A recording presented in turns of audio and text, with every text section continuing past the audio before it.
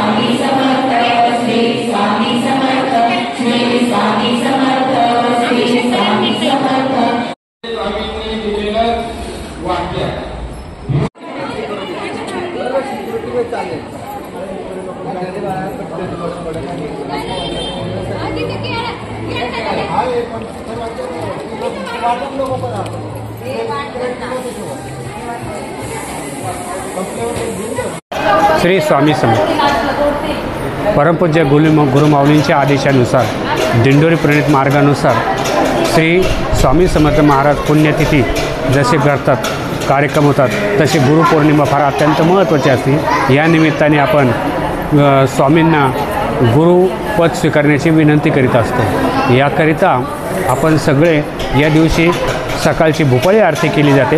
भोपाळी आरतीनंतर महाराजांच्या मूर्तीवर षोडोपचार पूजा केली जाते आणि ही षोडोपचार पूजा झाल्यानंतर आपण 10:30च्या आरतीला सगळेजण उपस्थित राहून महाराजांना एक नारळ, खडीसाखर, उदबत्ती आणि थोडीशी दक्षिणा अशी आपण अर्पण करीत असतो आणि त्यातलं जे घोषवाक्य असतं की महाराज तुम्ही आमचा सर्वार्थाने सांभाळ करा अशी आपण त्यांना विनंती करतो। त्यानुसार सगळे लोक सेवेकरी नवीन लोक एकत्र येऊन सगळा हा कार्यक्रम उपस्थित राहून निर्विघ्नपणे पार पाडत असतात। अशा पद्धतीने हा कार्यक्रम संध्याकाळपर्यंत चालतो आणि संध्याकाळचे 6च्या आरती झाल्यानंतर कार्यक्रम विसर्जित होतो। अशा पद्धतीने हा दिवसभर उपवास करून संध्याकाळी उपवास सोडला जातो। स्वामींची सेवा केल्यास सगळ्यांचं आयुष्यामध्ये ऐश्वर्य समृद्धी लाभते। ही सगळ्यांची श्रद्धा, त्या श्रद्धेला आपण सगळे जागे राहूया अशी सर्वांना विनंती आहे। श्री स्वामी समर्थ महाराज। सरासरी स्वामी समर्थ सेवा दिंडोरी प्रणित मार्ग हे मंदिर म्हणजे केंद्र बालसंस्कारयुक्त आहे आणि याला जवळजवळ 1993 सालापासून इथं सुरुवात झाली आहे। आज जवळजवळ 25-30 वर्ष होत आलेली आहेत। आज चांगल्या स्थितीतलं बांधकाम केलेलं आहे। यामध्ये 18 प्रकारचे संस्कार होतात। त्याच्यामध्ये बालसंस्कार आहे, त्याच्यानंतर वास्तुशास्त्र आहे, पूजाविधी आहे, यज्ञविधी आहे, विवाह संस्कार आहेत असे। त्याच्यानंतर प्रश्नोत्तराचे विभाग आहेत। प्रश्नोत्तराच्या निमित्ताने आपण आपले ज्या काही समस्या असतात ते सोडवण्यासाठी महाराजांची सेवा कशी करावी पितृसेवा कशी करावी, याचा आशीर्वाद आपल्याला कसा लाभतो याचा आपण उपयोग करून घेत असतो. अशा पद्धतीची सेवा आपल्या जुन्नर तालुका, आंबेगाव तालुका, खेड तालुक्यातून लोक आपल्या इथं येत असतात आणि सेवा घेऊन आपापले स्वतःचं सेवा मार्गामध्ये उपस्थित राहत असतात. अशा पद्धतीने आपण सेवा चालू ठेवली. अद्यापर्यंत सगळेजण सहकार्य करीत आहे.